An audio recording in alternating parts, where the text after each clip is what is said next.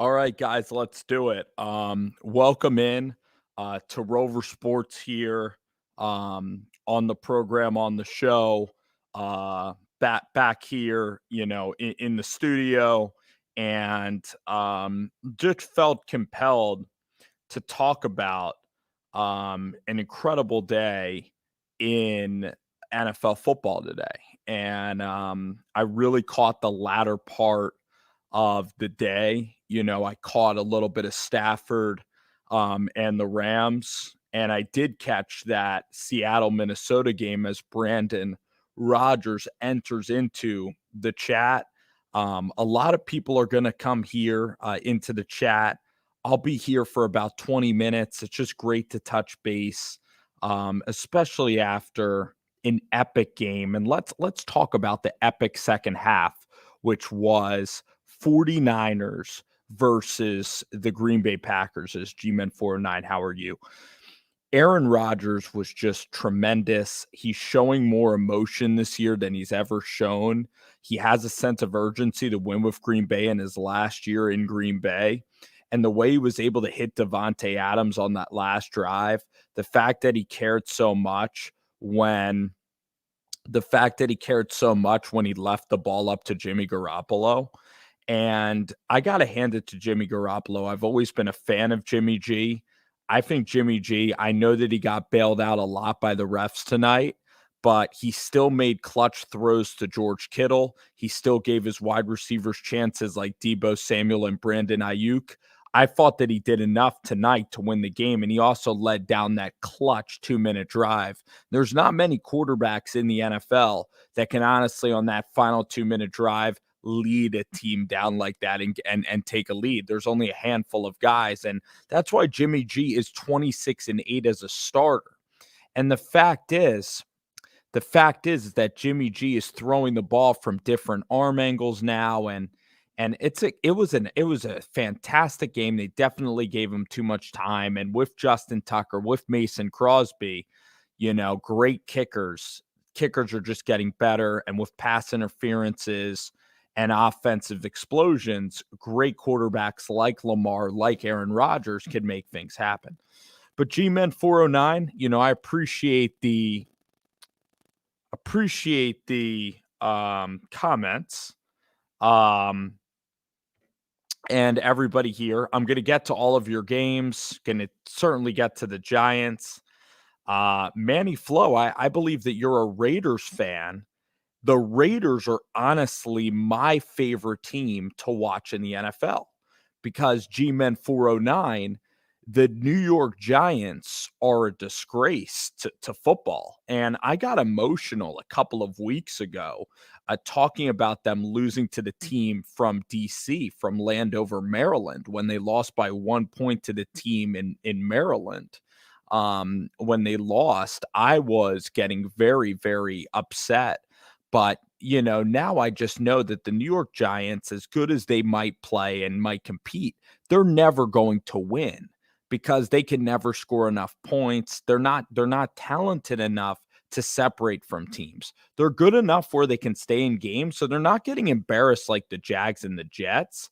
But at the same time, they don't have the talent on offense. They don't have the intelligence of play calling, and they don't have a quarterback and wide receivers and running backs and O-line. They don't have an offense in general that could take the ball and that could score and go, F you, we're going to beat you by 20. The Giants have never, I'm trying to think the last time, like in the last 80 games the Giants have played, I think that maybe 78 out of 80 games or whatever, the Giants, 80's too many games. I apologize. In the last 64 games, the Giants have probably only won by 10 or more points twice out of 64 times. So they suck. And they keep, it doesn't matter how shitty a team is. I can have my high school team play the Giants, and the Giants will let them hang around till the fourth quarter. They have no killer instinct whatsoever. That's why they are terrible.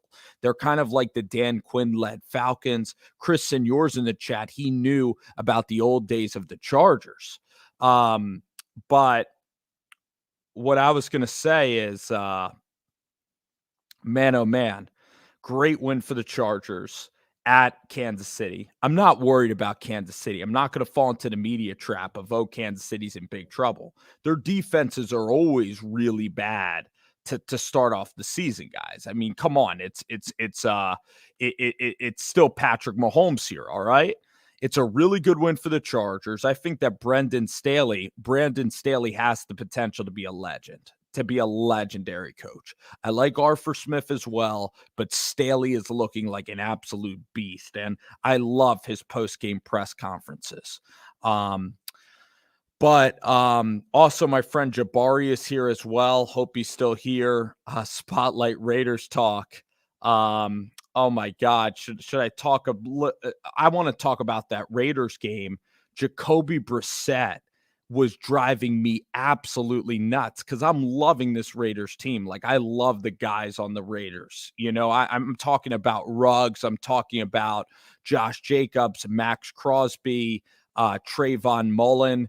They're tough football players. Foster Moreau, Hunter Renfrow, Brian Edwards. Like, they're an unselfish team. They really are. And if you watch Brian Edwards play, the guy makes so many contested catches. He might not ever be a great fantasy player because he only gets like maybe 3 catches for 40 yards. He's his talent. He's one of the real talents in the NFL.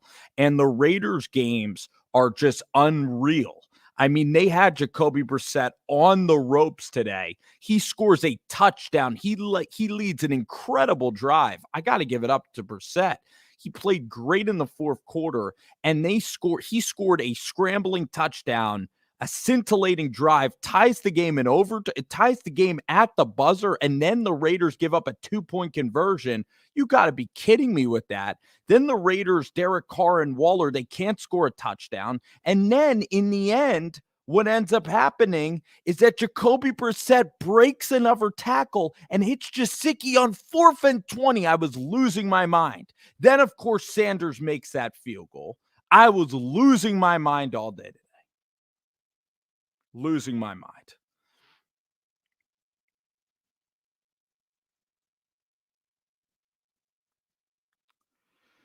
I like that comment.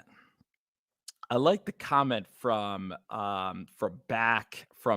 Pimp, who says, like, Daniel Jones, why are so many people defending Daniel Jones? And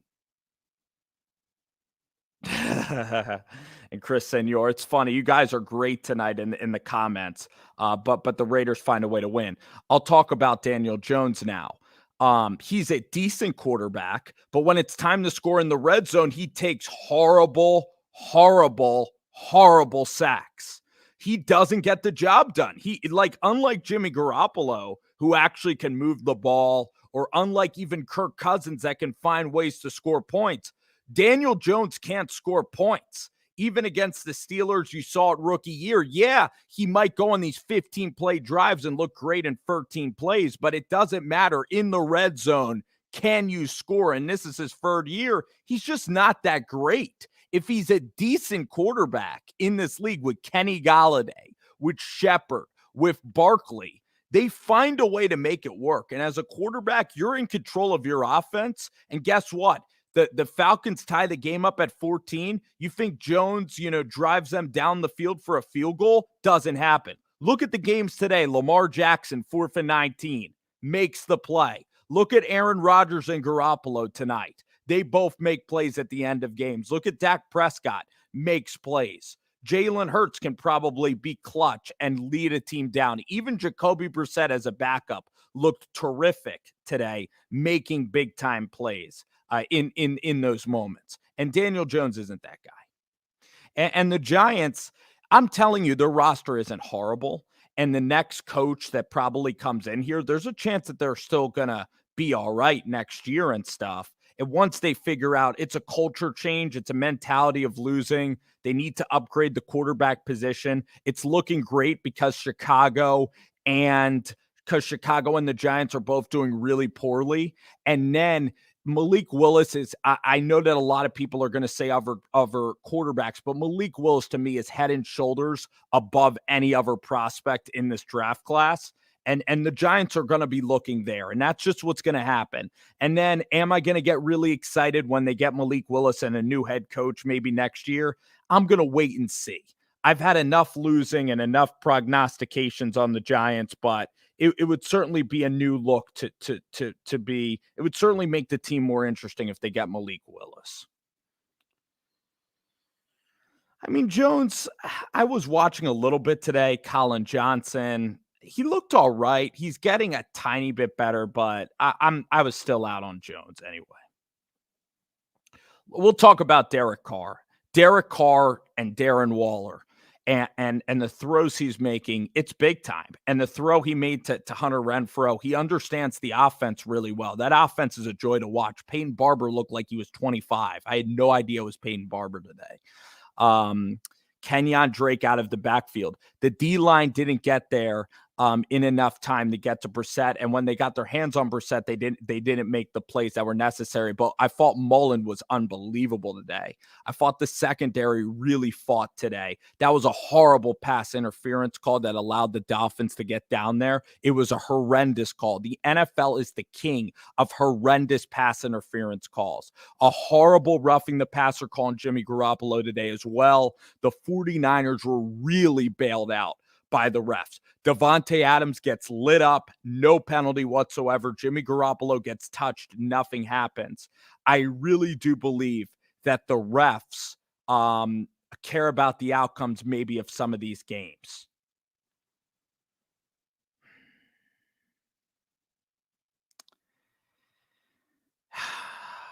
The Raiders, listen, the fact that they're winning is very exciting. And sometimes like you win ugly and then it leads you to play better. So listen, I know it's frustrating, like going into this situation, and the AFC West in general is going to be so fantastic with the Broncos, the Raiders, and everybody. MH is in the crib. What's going on, MH? It's so good to hear from you. It's so good to hear from you. Haroon says the Niners could have won with Trey Lance. I think Garoppolo's doing fine. I think Garoppolo can start because I think Garoppolo's outplaying Carson Wentz. Carson Wentz is quietly having an atrocious season in Indianapolis. The Eagles actually look they look like they could be right. And the Colts coach Frank Reich, he's 0-3. Against a very manageable schedule. He's definitely on the chopping block. I mean, the Colts have talent on defense with Darius Leonard. I mean, you look at their corners, and I just think that I think that they're well coached on the defensive side of the ball. They have been for some time now. Their offensive line, they have Quentin Nelson. They have a couple guys like Kelly and things and Jonathan Taylor. They shouldn't be this bad of a football team. And you wonder if the Colts played in a major market, Frank Reich would certainly be getting questions about his job security. I know that they lost last year in the wild card round, but whatever. The New York Giants, yeah. I mean, today, guys, let's be completely honest about the Giants. Let's be completely honest about the Giants. Are you guys dying to watch them every Sunday? Because I have a lower self-esteem when I watch these guys. I think that I'm a loser. And today I did something. I monitored the score. Sure. I go back and I watch the game so I could talk about it. But I mean, come on. Like,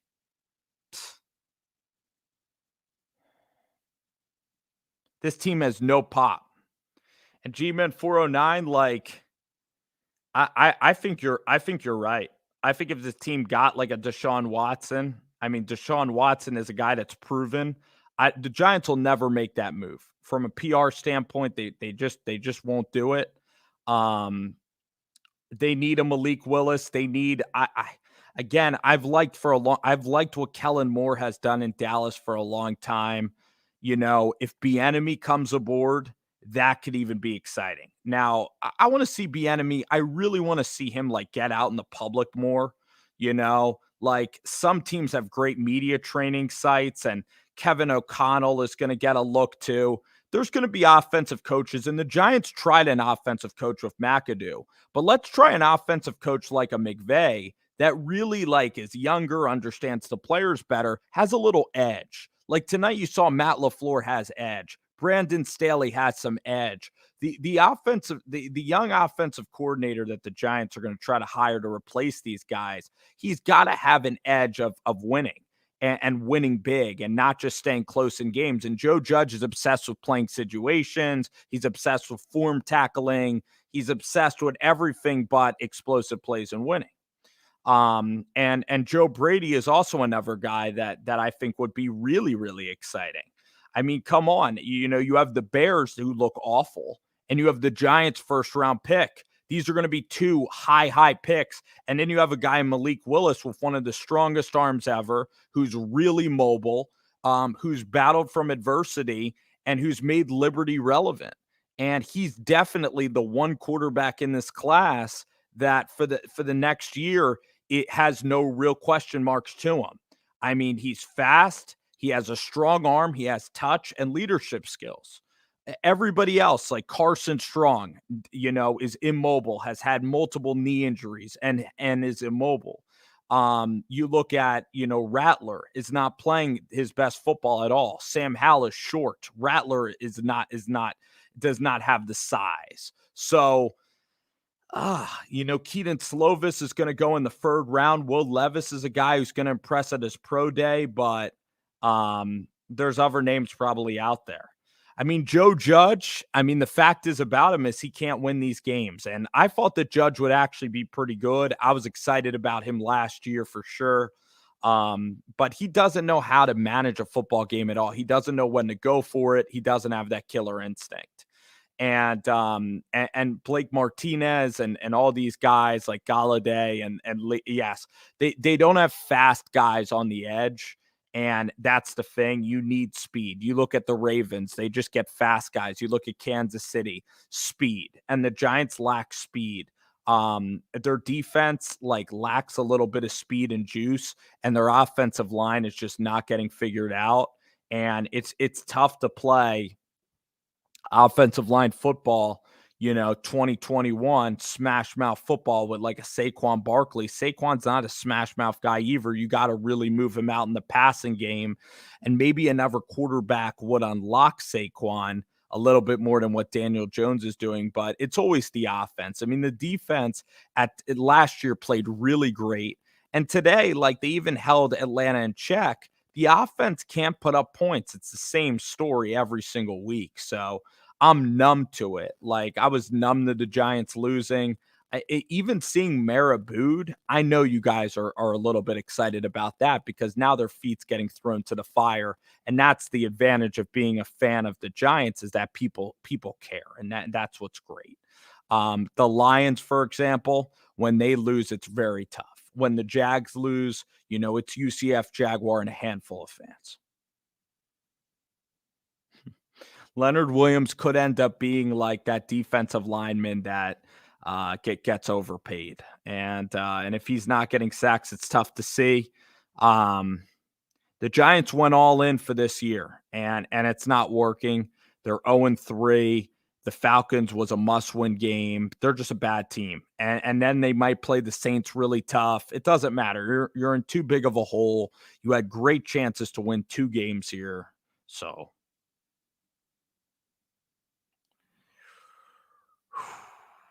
yeah. You know what? I think Trey Lance is going to get his opportunity. I'd be interested to see what teams are interested in Jimmy Garoppolo. I mean, I think actually Indianapolis can certainly use a Jimmy Garoppolo as a real competitor to Carson Wentz, because Wentz looks hurt. He's hurt every single week. Their team is just not good, and Wentz is not reliable. So then you have Wentz and Jimmy Garoppolo. You trade him to the middle of the country. He's from Chicago. He plays in a system that's actually really good for Garoppolo. I think the Colts would, I guess they gave Philly those picks.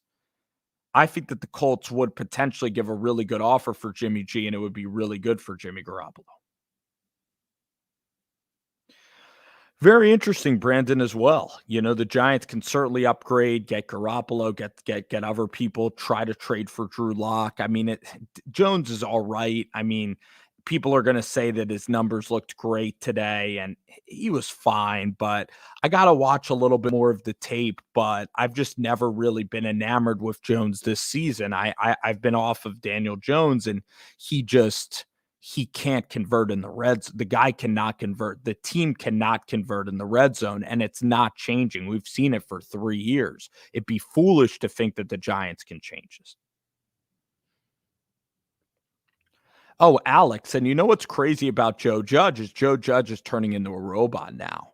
Like it seems like he doesn't mind losing. Like I'm getting tired now of the fundamentals and we're going to improve every week talk. I mean, I bet the players too. I bet they're starting to tune out this guy because the defense is working hard. They're doing what Joe Judge is asking.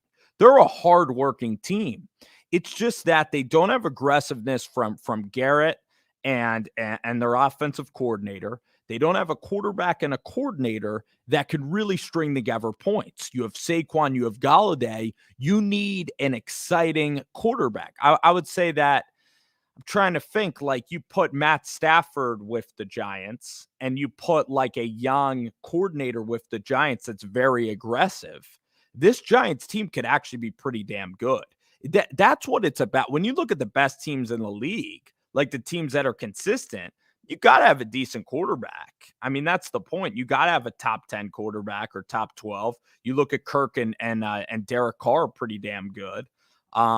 Looking also around the NFL, I mean, Darnold's okay, but some of these teams are smoke and mirrors a little bit, like Carolina, like Denver. You're going to see it happen. So I think it's a possibility. I mean, the next game, by the way, for Jimmy Garoppolo playing against Seattle is very important. And Garoppolo's looking like he's looking healthier than he's ever been. He's throwing the ball from different arm angles, like in a way that he's looking even more versatile as a passer, which is crazy.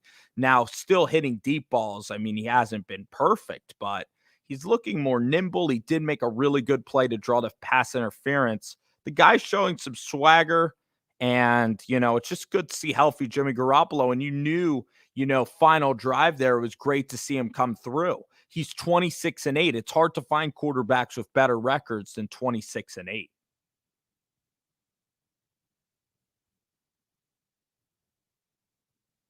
Well, they would not pay him anyway. He would go the route of Mitchell Trubisky. Oh my God. Yeah. Like Joe Judge, this whole fundamental. Of course you're losing the locker room because they're doing this stuff I would hate to be a defensive player. You limit, this team to 16 points or whatever. You can't get a win. First game you play really well. Yeah, I mean, I guess not really well, but the point is your offense is giving you no juice at all. When you're in the game and you're trying to make things happen, the team's not pulling its own weight. And there's some defensive players like James Bradbury and some guys on the offensive line like Andrew Thomas is working hard, Shepard. There's some guys on the team that are working hard. They're not getting it's stupid. The whole interview process is dumb. Oh, we're going to get better every single I don't even listen to those damn interviews. It's so depressing. It's the same thing over and over again. And the whole not panicking thing is ridiculous. This team is 0-3. I would want Joe Judge to almost be like Dan Campbell a little bit more and say, yeah, this is awful. And if I don't fix this, I'm not long for the job. And I would want to hear him, kind of like openly analyze the game and say, yeah, we didn't execute in this portion. We should have gone for it there. But he's a damn robotic guy, and they took a swing. And guess what? Like the Giants, like Joe Judge, he did help the culture of the Giants. It's not over yet. It's hard to find the guy. It's hard to find the right head coach. The Giants got him for cheap. I would honestly, if I'm the Giants, I would look to hire, cheap offensive coordinator, younger coach for a 3-year trial and keep it cheap and continue to be on the lookout for names, because you don't want to get locked into a long-term deal.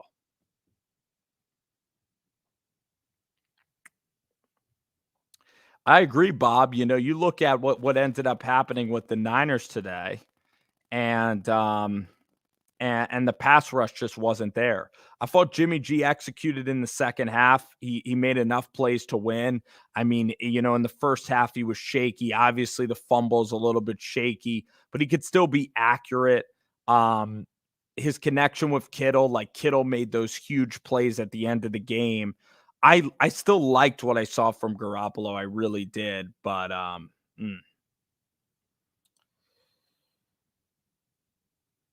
don't think so, Bob. I mean, that Seahawks team, by the way, is just not very good. I mean, Kirk Cousins was able to slice and dice them up. They pretty much just have Russell Wilson. Their defense, I mean, Tennessee was able to get to them really. Even the Colts were. That Minnesota absolutely exposed Seattle. And Seattle is coming into to San Francisco. I do like D'Amico Ryans. I like everything about his personality. I think that he's a great leader. It's just the thing about Ryan. It's his first year. How could you be playing that soft zone on Devontae Adams is beyond. And that was just an awful way to end the game. But yeah, Russell Wilson, of course, is a thorn in everyone's side. But now you're seeing Ayuk and Trey Sermon kind of get into the mix. And I still think this is a really, really good team. I mean, the Rams had a nice game today. Tampa Bay is not where they need to be. Same with Kansas City. I think some teams are gearing up for the long run. I'm not too worried about Kansas City or Tampa Bay. It's a 17-game season. But Seattle, on the other hand, Seattle doesn't have the luxury that those other teams do. But I really appreciate everybody coming in, and absolutely, absolutely no accountability for Joe Judge. Rookie quarterback alert. The Patriots cannot run the ball. There are so many teams in the NFL. Josh Jacobs was not there today, but how many running games are really consistent? Actually, Minnesota today on the ground, Minnesota looks like one of the best offenses in the league. You have Kirk Cousins, you have Osborne. Their offensive coordinator is able to spread it out, give them real easy completions. Their offense has honestly looked great so far this season. I mean, they played Arizona. I forget who they lost to week 1. It was Cincinnati. They didn't play great in Cincinnati, but still, Dalvin Cook's one of the only running backs that can run. I mean, Najee Harris can't run the ball. I guess Cleveland can run it. The Chargers a little bit. But when have you seen a real consistent running game? I mean, San Francisco, sure, but Tampa Bay couldn't run at all today on the Rams. The Rams were just throwing all day. They're not really running the ball. There are so many teams that are not running the ball.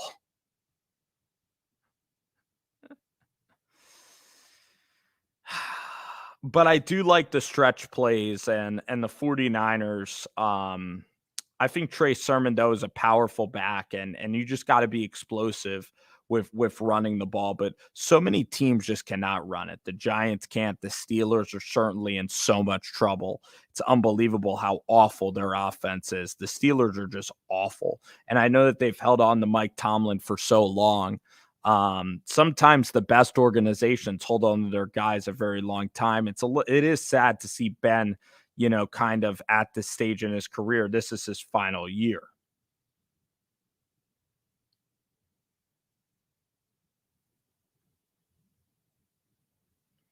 I think that could happen too. I mean, I thought Stafford was just a guy who couldn't get the job done.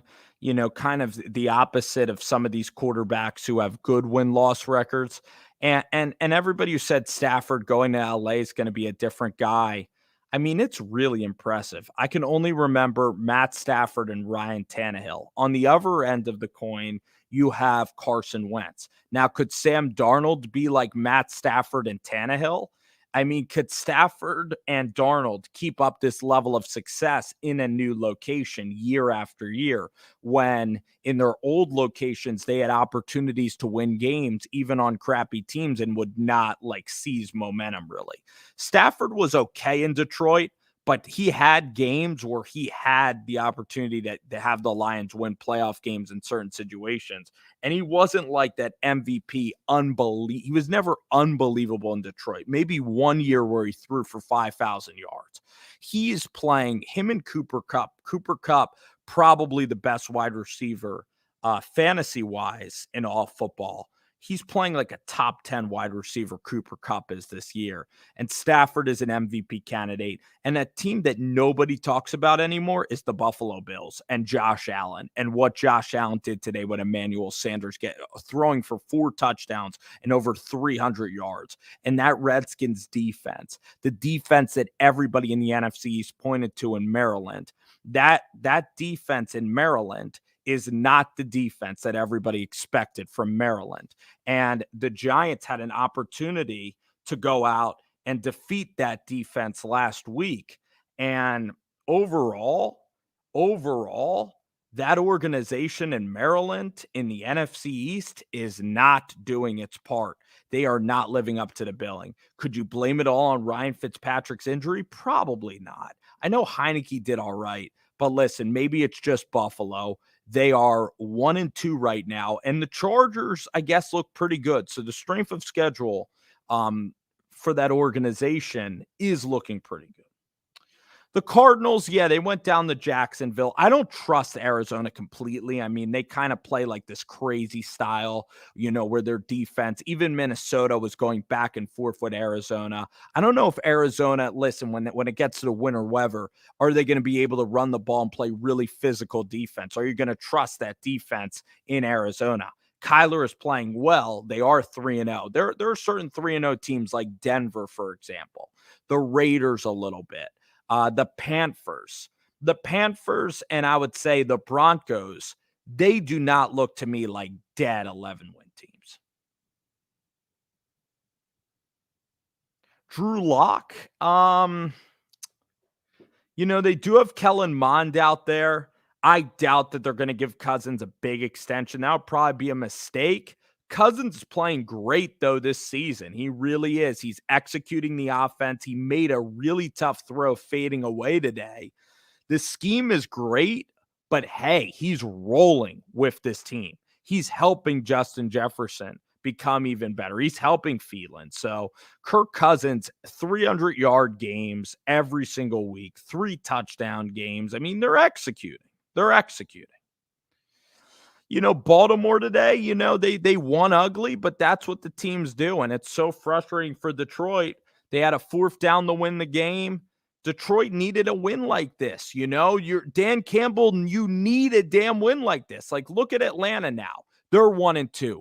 They're hosting the team next week. And they're going to have an opportunity to beat the NFC East team and be a 2-2 football team overall. If you're a Lions fan, you're frustrated because you've seen this loss before. You like Dan Campbell and the organization overall, but you got to find a way to win. You got to find a way to win. And guess what? Just because you lost close doesn't mean that you're going to play well next week. The Giants lost close in week 2. Just because you lose close to a really good team doesn't mean that when you're playing a mediocre team that you're going to play well. Backseat driver. That's a really kind thing to say. That even puts a little bit of pressure on the rest of this telecast. But I really appreciate all of the comments here. I still listen and watch The Entertainer. It's just like I got life now. I got more things. I still try to do YouTube here and there. I still really enjoy it. Might even look for a co-host here to really help and maybe like get a studio and a functioning set and really, go all out in football season, maybe even for the following years. But right now, just trying to get life in order. So I come on here and I do these episodes, and I'm honored to even have anybody here watching and chatting. It's just a great time. They are the Cleveland Browns, Stefanski football, Kareem Hunt and Chubb. And Stefanski's, it's so funny. Cleveland overran Stefanski both times. And Stefanski, his personality, he's not one that's going to absolutely own a room. It just seems like he isn't going to be the guy to own a room from his interviews and everything. And they went and hired Freddie Kitchens. And Stefanski was right there, and he was begging for the job. And it's ironic then they fired Freddie and Stefanski still was there. And now what they're doing there, they have a quiet confidence and swagger. He calls an aggressive game. and they're a quiet team right now. It's so funny. Odell Beckham's not really in the headlines. Neither is Michael Thomas. It's kind of interesting what's happened to those two receivers.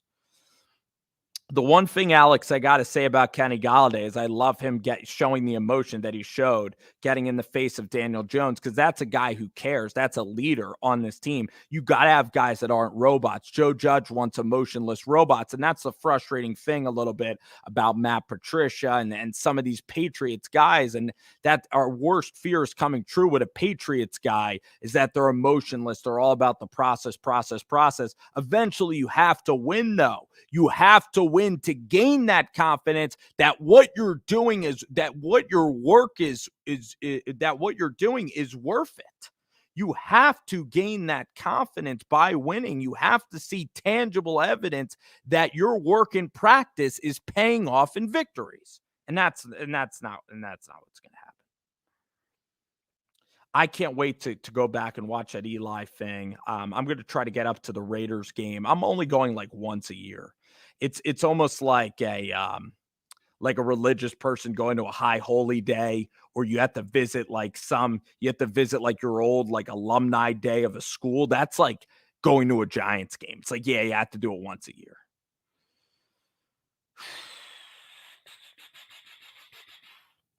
Raiders are certainly fun. Jabari, yeah, the 49ers fan base, I mean, is definitely a fan base that is impatient a little bit, but that's also what makes their fan base like an interesting, good fan base at the same time, and they travel like crazy. So the passion there is some of the best. And I guess it's just what you're exposed to if you go online. But entertainer, I can't wait to watch Bad Dog's video tonight. All the Giants guys that are out there that they do unbelievable content on YouTube. I just pop on here every Sunday night.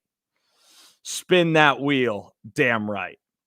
I didn't think Fields would be that good. I had question marks about him throwing in the middle of the field, question marks about his improv ability. At times in the preseason, he actually looked better. I still think Zach Wilson can be a great quarterback, by the way. I'm still really high on Zach Wilson. Lawrence actually last week looked decent. If Lawrence like had an offensive line around him and a running game, he would look all right. Mac Jones is going to be fine as well. Zach, Trey Lance has the highest upside. I mean, the preseason was incredibly exciting. Eventually, he's going to get the keys to this offense. It could be really dynamic, a little like Patrick Mahomes. They're trying to set it up like Patrick Mahomes. Tua is hurt. Tua was the guy in college that I liked the most. And even coming into the draft, I said that he would be Drew Brees. So I can never really insult Tua. Like I had him over Trevor Lawrence. I think he's an accurate quarterback. He can never really stay on the field. I think he's a really good leader. He's very accurate. So the thing is with Drew Brees is when Drew Brees was in San Diego way back once upon a time, he had Tomlinson and Antonio Gates, and he had a great college career at Purdue. Tua's still a first-round pick, has still done unbelievable work in college. Tua needs that offensive line. And Tua would need to be like a Drew Brees style quarterback. You look at some of these guys in the NFL now, and it's so funny, like the numbers they put up. Like actually, ironically, the numbers of some quarterbacks, like they're getting a lot of first downs, but you even look at Jameis today. You know, Jameis throws for like 190 yards. Baker Mayfield, like 190. Kyler Murray today, probably 220 yards. Russell Wilson. So defenses now, they're shifting from this cover 3 single high safety look. They're all playing this conservative cover 2 coverage, keeping everything in front of them, doing bend, not break stuff on the defensive side of the ball. And you're seeing decent offensive football, but without crazy explosive plays in the NFL. I look at Zach Wilson and I just kind of feel bad for Zach Wilson a little bit right now. I don't love the whole let's play boring football sometimes. Football should never be boring. It should always be enjoyable. I don't like that phrase at all. And the thing is, Zach Wilson, what makes him great is him actually taking chances down the field. The team right now does not have a leader or chemistry on offense. And I guess you can point to the rookie Zach Wilson as it being his fault. Mike LaFleur's a dead rookie as a play caller. And it wasn't like Matt LaFleur in Tennessee was unbelievable.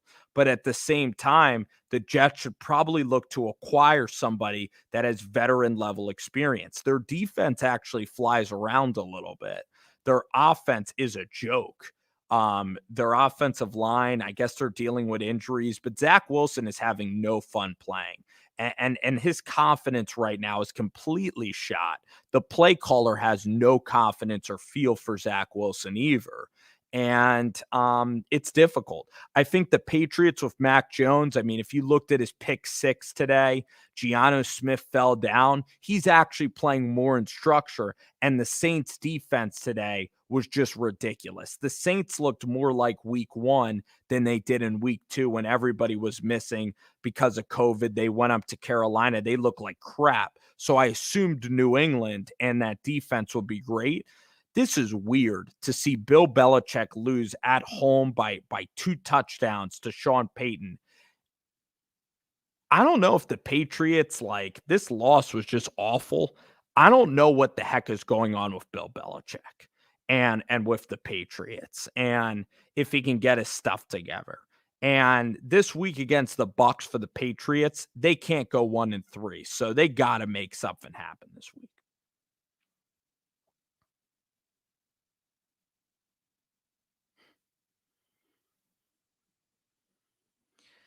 Probably could have had Matt Rule, and he looks pretty decent right now. But again, they haven't played great competition. But, Matt Rule and Carolina has good ownership. Dave Tepper's a good owner. 0-17, I'm not sure about. I doubt it. They'll probably beat a team at home. They'll get to like 4 wins. They'll get to 4 wins. But we'll see. I mean, they impress me every week with the ability to lose. That was an impressive display of losing level football. That was really it. The Giants should host a class in losing because they're tremendous. They're addicted to losing. Joe Judge says he's addicted to process. He's addicted to losing. They keep you in the game so close, and then it's like they find a way to lose. Does it really bother them that much? I mean, if it bothered them that much, they would lose control. They would start yelling at each other. Things would start going crazy in the building. The owner would be on the verge of firing somebody, of doing something. But the owner's complacent and not whatever, and not making any changes. And the owner is so afraid of the public backlash of firing people. And look at the public backlash when the Arizona Cardinals got rid of Josh Rosen and they selected Kyler Murray and they moved on from Josh Rosen. People said the Cardinals are impulsive. They're stupid. They said that about the Bills and the Browns too. They're like, you guys change coaches and quarterbacks every year. Your franchises suck. Well, look at Cleveland and Buffalo now. You just have to have the right combination.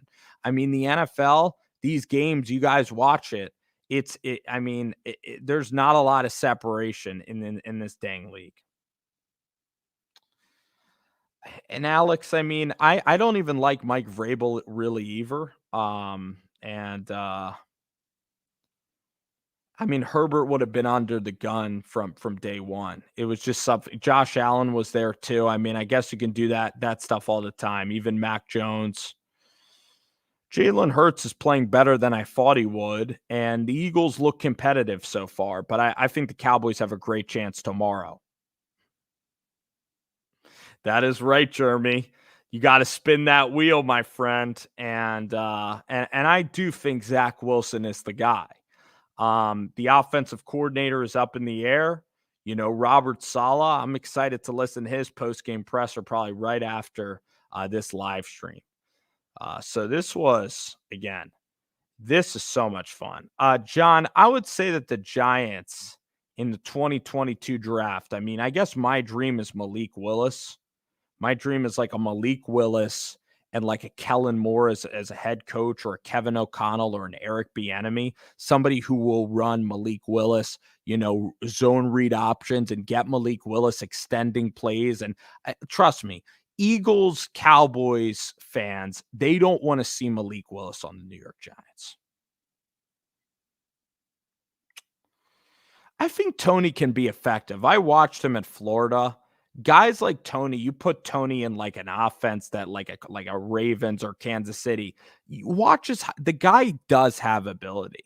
He's just not being utilized by the coaching staff. Ojolari too. It's frustrating. Like, how could every player like Andrew Thomas, Ojolari, and Darius Tony? It's like every one of these players is exceptional when you watch them on Saturdays. How come on Sundays, it's not working? Xavier McKinney, it's just, geez, it's frustrating. Yeah, they'll definitely find a way. They can lose to anybody. That's what's so impressive about Atlanta. Is like, wow, you can lose to Atlanta. Like, wow, incredible. It really is amazing. But again, like I knew the season was just like basically over against the team, and I knew that when they lost last week in Maryland that and then against the Broncos. I mean, could you have a more uninspiring start than the Denver Broncos? And then the Giants against the Broncos, losing by like 3 touchdowns and the offense looking horrendous. Hmm. I mean, for the Giants now, like the good news is there is no pressure. You could certainly, it's certainly going to be interesting. There are coordinators. Dable is a coordinator. I think Bieniemy is going to get a real opportunity for an interview. I think Dable certainly will as well. Now the thing is about Brian Dable. The thing is with Ben McAdoo was he was not able to, relate to the players on a level. You do have to be able to lead. There are going to be losses, but you got to find a way then, keep your guys in it. But then like in game, you have to be a very aggressive coach. And that's what the Giants need, aggressive. I even like how Doug Peterson in Philly, his first couple of years would go for it a lot. And played to get 2-point conversions and all of those things. Oh, yeah, Jeremy, you're right about Lincoln Riley and Denzel Mims. I don't know why Denzel Mims. I mean, he's a tall receiver. Maybe the guy's just awful. I have no idea. That is the weirdest thing. And the guy seems quiet. Like he doesn't seem like he's a huge. Maybe the guy is a. I don't know why they would draft a guy that they personality wise don't get along with. I mean, maybe they didn't have exposure. Maybe Mims is just. What is he, a bad teammate or something? I have no freaking idea. No, I like Lincoln Riley.